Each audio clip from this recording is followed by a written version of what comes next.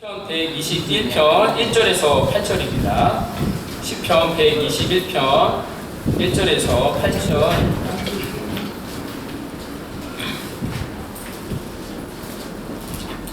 시편 121편 1절에서 8절. 다 찾으신 줄 알고 한 절씩 저부터 교독하도록 하겠습니다. 내가 산을 향하여 눈을 들리라. 나의 도움이 어디서 올까? 나의 도움은 하늘을 지으신 여호와께서다. 여호와께서 너를 실족하지 아니하게 하시며 너를 지키시는 이가 졸지 아니하시리로다. 이스라엘을 지키시는 이는 졸지도 아니하시고 주무시지도 아니하시리로다. 여호와는 너를 지키시는 이시라. 여호와께서 내 오른쪽에서 내 그늘이 되시나니 낮에 나를 상하게 아니하며 밤에라도 너를 지키지 아니하리로다. 여호와께서 너를 지켜 모든 환난을 면하게 하시며 또 내 영혼을 지키시리로다. 여호와께서 너의 출입을 지금부터 영원까지 지키시리로다. 아멘. 오늘은 나의 도움이 어디서 올까? 나의 도움이 어디서 올까라는 제목으로 하나님 말씀 증거하도록 하겠습니다. 사실 오늘 본문은요, 굳이 설교할 필요가 없는 말씀입니다. 말씀만 그냥 읽어도 충분히 은혜가 되기 때문입니다. 그래서 그런지 이 본문 그대로 옮겨진 이 복음 성가들도 참 많이 있습니다. 그만큼 사랑받는 본문이 오늘 시편 121편입니다. 121편의 타이틀은요, 성전에 올라가는 노래입니다. 쉽게 말해서 올라감의 노래입니다. 이 시편은 하나의 독립된 시이기보다 패키지 속에 들어가 있는 시입니다. 시편 120편에서 134편에 보시면요, 그 타이틀이 똑같이 성전에 올라가는 노래라고 제목이 붙어 있습니다. 그러니까 120편에서 134편이 하나의 패키지입니다. 이 15개의 시편을 순례자의 노래, 올라감의 노래라고 부릅니다. 그 속에 있는 하나의 시편이 오늘 본문의 121편이라는 것입니다. 이스라엘 백성들은요, 그 가운데 포로로 흩어진 백성들이 있었습니다. 갇혀에 흩어진 디아스포라 유대인들이 있었습니다. 그들은 흩어졌지만 신앙의 공통 분모가 있었습니다. 바로 이 성전 중심이었습니다. 언제나 그들은 하나님이 임재하시는 성전을 기억하며 살았습니다. 특별히 그들은 1년에 3번, 그러니까 3대 명절 때 예루살렘 성전을 방문했다고 합니다.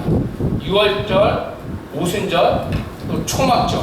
그러니까 1년에 많게는 3번, 그러니까 적게는 1번 예루살렘 성전을 방문을 했습니다. 이 예루살렘 성전은요, 해발 한 800m 그 정도 위치에 이렇게 있었다고 합니다. 그러니까 꽤 높은 산 위에 있었습니다. 그래서 121편의 타이틀이 뭐였죠? 성전으로 올라가는 노래. 그러니까 그 길이 높은 산 위로 올라가는 길이었기 때문입니다. 오늘 시인 역시 지금 하나님을 예배하기 위해서 예루살렘 성전길을 올라가고 있습니다. 그렇다면 이 시인의 마음이 어떠했겠습니까? 하나님을 만난다는 기대감으로 가슴 벅찬 설레임이 있었을 것입니다. 우리가 주일날 교회 올 때 여러분 다 이런 기분이지 않습니까? 하나님을 만난다는 기대감에 어젯밤에 잠도 못 주무시고 가슴이 벅차고 여러분 그렇게 설레이지 않았습니까? 그렇죠, 여러분. 네. 또 한편으로 시인은 이 두려움도 있었을 것입니다. 성전을 가기 위해서는 짧게는 며칠, 또 길게는 1-2달을 걸었다고 합니다. 그때 반드시 지나야 할 코스가 유대 광야였습니다. 밤에는 강도의 위협과 들짐승의 위협이 끊이질 않았습니다. 언제 닥칠지 모르는 생명의 위협 속에 시인은 산을 향해 순례의 길을 걸어가고 있는 것입니다. 얼마나 큰 두려움이 있었겠습니까? 어쩌면 이 시인의 모습이 우리의 모습이라 생각합니다. 우리 역시 예수를 믿는 순간 영원한 예루살렘을 향해 걸어가는 이 땅의 순례자입니다. 그 길을 걸어가는 여정 속에 얼마나 많은 두려움이 있습니까? 언제 무슨 일을 겪을지 모르는 내일에 대한 불안함이 늘 마음 한켠에 우리를 짓누르지 않습니까? 이 불확실의 시대 속에서 우리 역시 수많은 위협과 두려움을 느끼며 살아갑니다. 이런 두려움 속에서 시인이 고백한 것이 무엇입니까? 바로 오늘 이 시편의 고백이라는 것입니다. 오늘 말씀을 통해 순례의 길을 걸어가는 우리의 걸음 가운데 확신과 소망이 넘치는 은혜가 있기를 간절히 바랍니다. 1절에 보면 이렇게 시작합니다. 우리 다 같이 1절 읽어보도록 하겠습니다. 시작.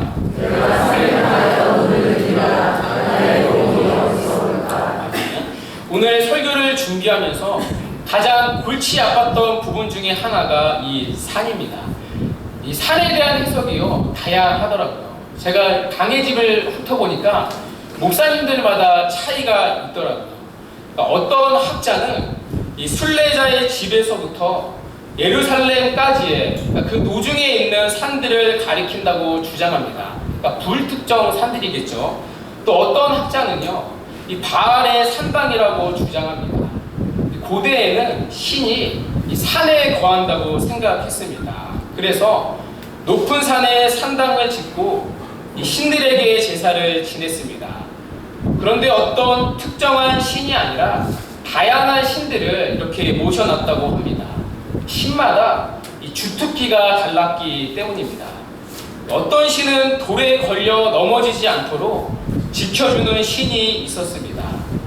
그 신을 모시는 제사장을 찾아가며 주문을 알려준다고 합니다. 그 주문을 외우며 돌에 걸려 넘어지지 않는다는 것입니다. 이 낮에 뜨거운 햇볕으로부터 보호해주는 신도 있었다고 합니다. 그래서 그 신을 모시는 태양 제사장에게 가서 기도를 받는 것입니다. 그러며 햇볕으로 인한 일사병에 걸리지 않는다는 것입니다. 여기서 말하는 산이 이런 신들을 모시는 산당이라는 해석입니다. 그러나 가장 지지받는 해석은 또 제가 따르는 해석은 이 산을 시온 산으로 보는 것입니다. 여러분 아까 이 시편이 어디에 속해 있다고 했었죠? 120편에서 134편에 성전에 올라가는 노래 속에 있습니다. 그 전체의 문맥을 봤을 때 이 산은 시온산이 맞습니다. 우리 시편 133편 3절 다 같이 읽어보겠습니다. 자, 시작. 시온의 산들에 내려가더라. 거기서 여호와께서 우리를 명령하셨나니 곧 영생이로다. 여러분 어떤 산이죠? 시온의 산들. 121편의 산 역시 시온산이라는 것입니다. 여러분 이 시온산에는요 하나님의 임재를 상징하는 예루살렘 성전이 있었습니다. 지금 시인은 시온산이 상징하는 하나님을 바라본 것입니다. 그렇다면 시인이 산을 바라본 이유가 무엇입니까? 하나님의 도움을 구하기 위해서라는 것입니다. 그래서 2절에 시인이 이렇게 고백합니다.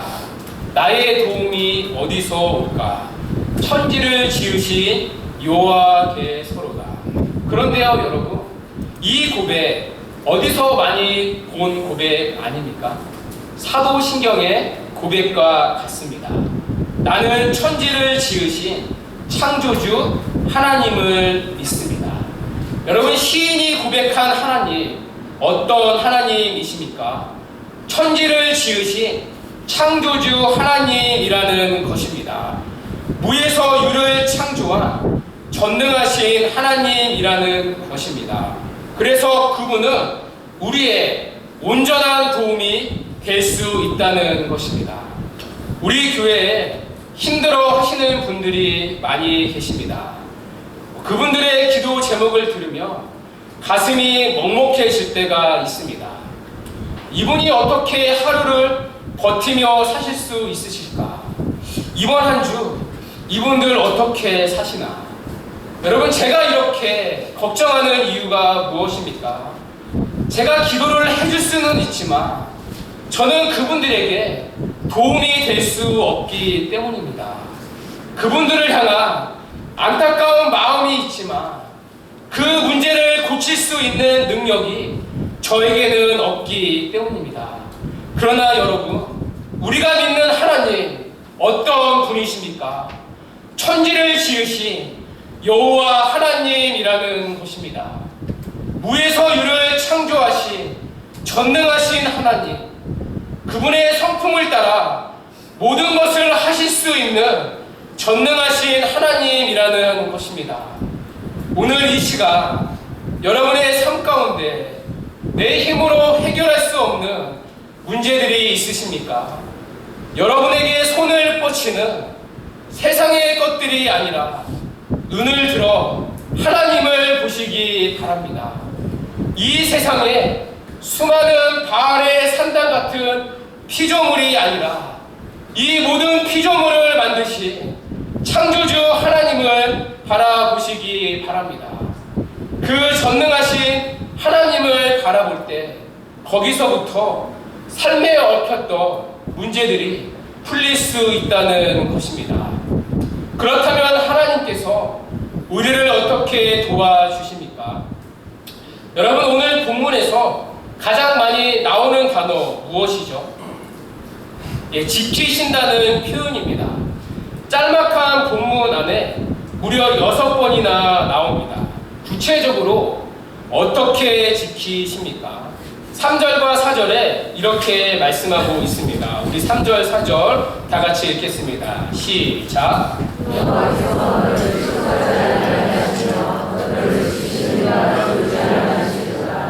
이스라엘 지키시는 이는 졸지도 아니하시고 주무시지도 아니하시리로다.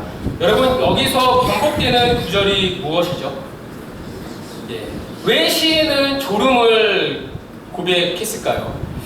이 당시 고대의 신들은요, 인간들처럼 잠을 자야 했다고 합니다.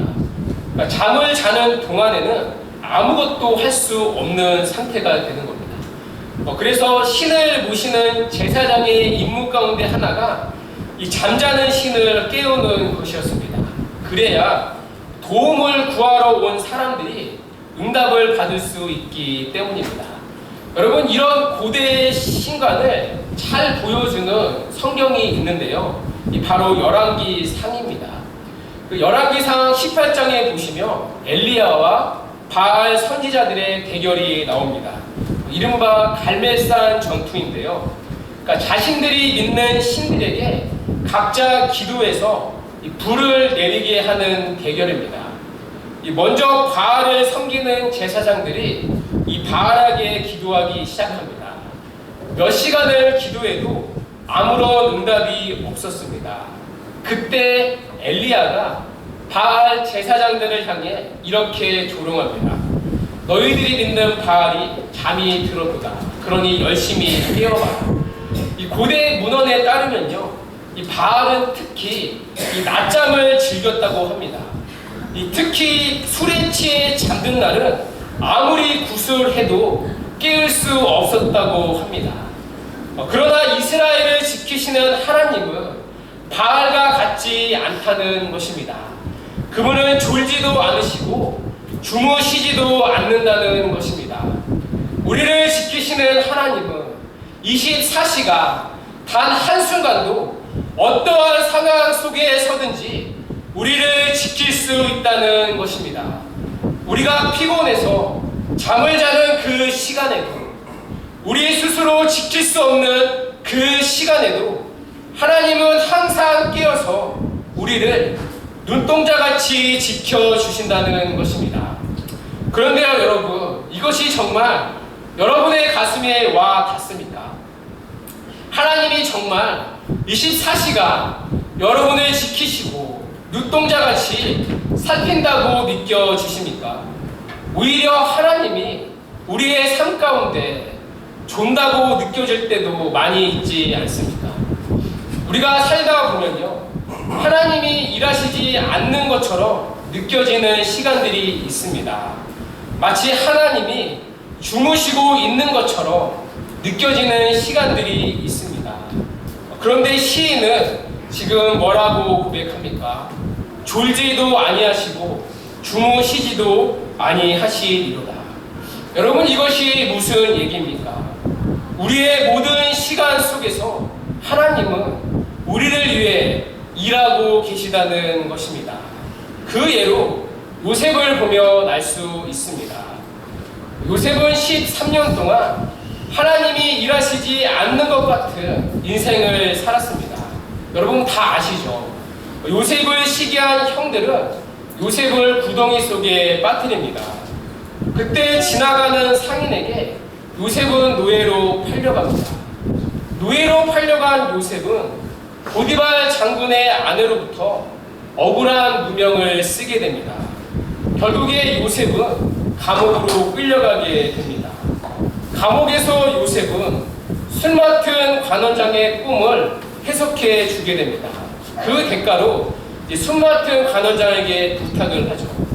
자신의 사정을 바로 왕에게 알려줘서 자신을 감옥에서 꺼내달라는 부탁이었습니다.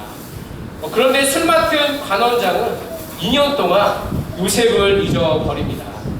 그렇게 요셉은 감옥에서 푹 썩게 됩니다. 여러분, 하나님이 일하신다며 요셉에게 이런 일이 일어날 수 있겠습니까? 여러분, 요셉의 인생 한마디로 마이너스 인생 아닙니까? 우리가 요셉의 결말을 알아서 그렇죠. 요셉의 관점에서 보면 하나님은 없었습니다. 마치 하나님이 바알의 신처럼 졸고 있는 것처럼 보이지 않습니까? 요셉의 모든 걸음 속에서 눈에 보이는 하나님의 인도하심은 보이지 않았다는 것입니다. 돌이킬 수 없는 잘못된 걸음, 실패한 걸음, 그것이 13년 동안 요셉이 걸었던 빗나간 걸음 아닙니까? 그런데 하나님이 주무시고 계신 것 같은 그 시간 속에서 요셉을 위해 일하고 계셨다는 것입니다. 창세기 45장 8절에 요셉은 이렇게 고백합니다.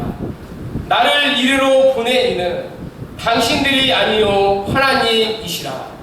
하나님이 주무시고 계신 시간처럼 느껴진 모든 걸음이 하나님이 요셉을 총리로 만드는 시간이었다는 것입니다. 우리도 마찬가지입니다.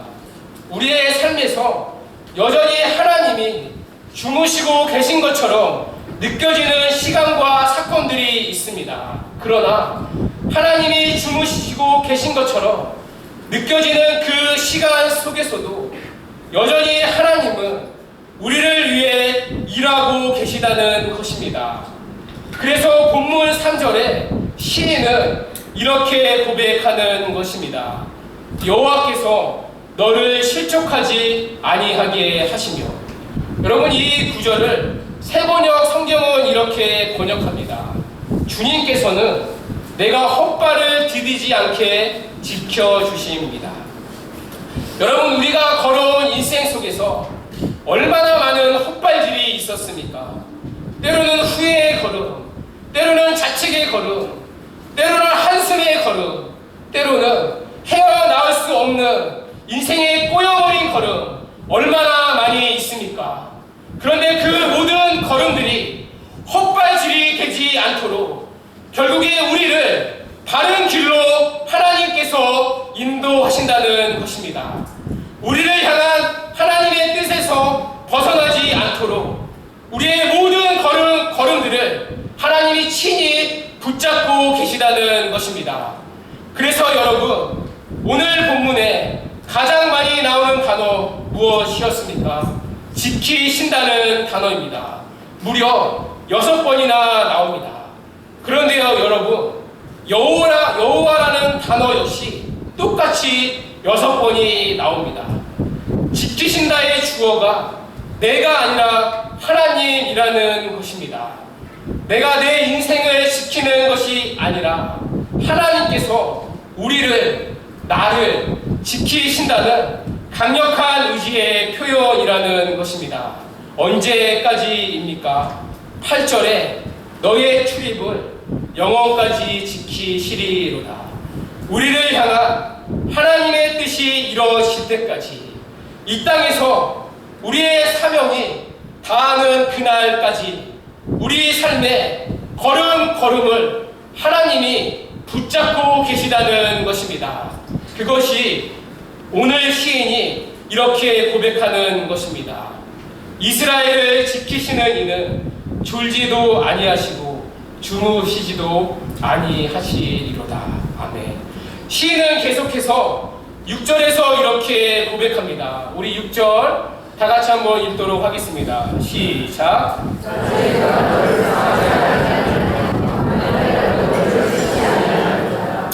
시인은 계속해서 낮의 해와 밤의 달이라는 시적인 표현을 구사합니다. 여러분, 낮의 해와 밤의 달 어떤 이미지가 떠오르십니까? 굉장히 낭만적인 어떤 그런 분위기가 떠오르지 않습니까? 그런데요, 여기서 해는 공포의 대상입니다. 지금 시인은 광야를 걸어가는 여정길에 있습니다. 이 광야를 걸어갈 때 가장 무서운 대상, 그것이 바로 낮의 해입니다. 제가 신대원 졸업여행 때 이스라엘로 성지 탐사를 간 적이 있었는데요. 그때 가장 힘든 일 중에 하나가 낮에 다니는 것이었습니다. 태양빛이 정말 우리나라의 폭염과는 비교되지 않을 정도로 굉장히 뜨겁고 진짜 거의 살인적이더라고요. 그러니까 도무지 걸어서 이 장시간 이동할 수가 없었습니다. 그러니까 선캡을 썼음에도 불구하고 이렇게 걷다가 죽겠다 싶더라고요. 그래서 웬만해서는 이렇게 차로 이동을 합니다. 그런데 중간중간에 포토타임이 있습니다. 그러니까 유적지가 보이면 내려서 반드시 사진을 찍어야 했습니다. 그때 이제 가이드 해주시는 선교사님이 사진을 찍어주시는데요. 항상 외치는 말이 있습니다. 김치, 김치, 김치. 예. 그때 절대로 김치가 안 됩니다. 너무 햇볕이 뜨거워서 웃고 싶어도 이렇게 웃어지지가 않습니다. 그때 사진을 보면요, 표정이 다 후기 인상파입니다. 그런데 여러분, 이때는 차가 있었겠습니까? 그냥 태양볕 아래 하루 종일 걷는 겁니다. 그러다가 일사병으로 죽는 사람들도 굉장히 많았다고 합니다. 그만큼 낮에 가장 두려운 대상이 바로 해였습니다. 또 하나, 이 밤의 달이 등장하는데요. 이 밤의 달 역시 공포의 대상이었습니다. 제가 이스라엘에 있을 때 낮에는 더운데요, 밤에는 그만큼 또 춥더라고요. 그러니까 일교차가 굉장히 심했습니다. 그러니까 밤이 되면 이제 잠바를 입는 거예요. 그러니까 살을 애는 듯한 추위가 있었습니다. 여러분이 밤의 달 무엇을 얘기합니까? 순례자들을 위협하는 육체적인 위험을 대표하는 것입니다. 뿐만 아니라 이 밤의 달을 정신적인 위험으로도 해석합니다. 이 고대 근동에서는 밤의 달이 반사하는 빛이 인체에 유독하다고 믿었습니다. 그러니까 그 빛이 사람의 뇌에 부작용을 일으켜서 사람의 정신을 해칠 수 있다고 생각한 것입니다. 실제로 고대 근동의 사람들은요, 이 밤에 다닐 때 그 달 때문에 이 두건을 쓰고 다녔다고 합니다. 그러니까 가장 무서운 대상이 해라며 밤에는 달이었다는 것입니다. 그럼에도 불구하고 그 광야길을 걸어가는 시인은 6절에서 이렇게 고백합니다. 낮의 해가 너를 상하게 하지 아니하며 밤의 달도 너를 해치지 아니하리로다. 왜입니까? 하나님께서 우리의 그늘이 되시기 때문이라는 것입니다. 우리를 위협하는 모든 위협으로부터, 육체적이고 정신적인 모든 위협으로부터 지켜주시는 그늘이 되어 주신다는 것입니다. 그런데 어떤 그늘입니까?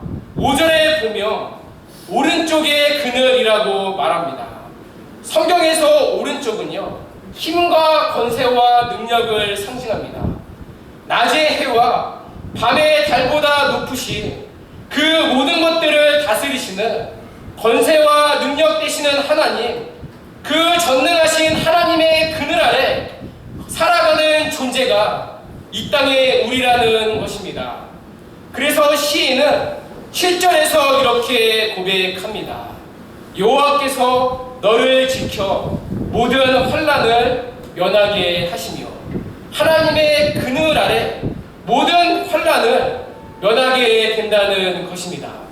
그런데요, 여러분, 오늘 이 7절의 결론이 여러분 동의가 되십니까? 여러분, 이 약속이 우리에게 얼마나 달콤한 약속입니까? 이 약속, 마음의 문을 열고 크게 아멘 하고 싶지 않으십니까? 그런데요, 여러분, 이 구절이 삶의 현장에서 정말 아멘이 되십니까? 여러분, 우리가 예수를 믿는다고 해서 모든 환난이 면해집니까? 겉으로 멀쩡해 보여도 환난이 없는 사람 아무도 없습니다. 집집마다 사정이 있고 개인마다 아픔이 있습니다. 오히려 예수를 믿었기 때문에 생기는 환난도 있습니다. 그런데요, 7절에서 시인이 뭐라고 고백합니까? 모든 환난을 면하게 하시며, 우리의 현실과 성경의 약속에 괴리가 느껴지는 것입니다. 제가 이 구절을 몇 번을 읽는데요, 이해가 안 되더라고요. 이것을 어떻게 풀어드려야 할지 이해가 안 되었습니다. 왜냐하면 지금도 분명히 환난 가운데 허헉대는 분들이 계시기 때문입니다.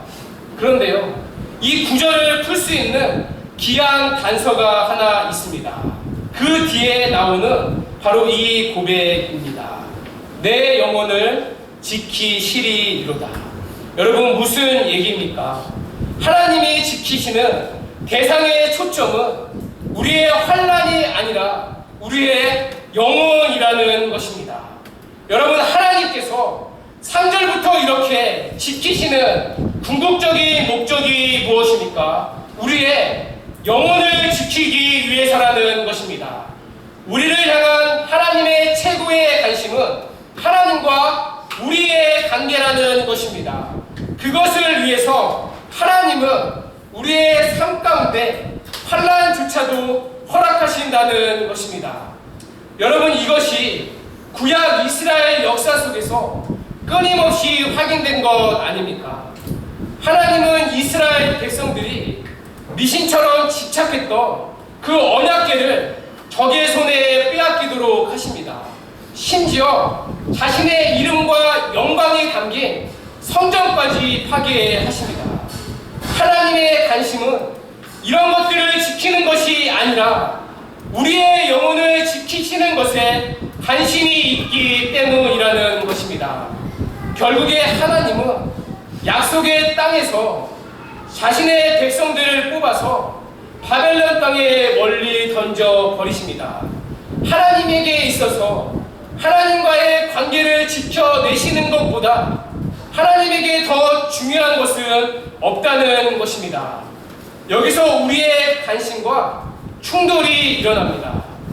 여러분, 우리의 관심은 무엇입니까? 우리의 영혼보다 환난을 면하게 되는 것입니다. 여러분, 우리가 기도하는 이유가 무엇입니까?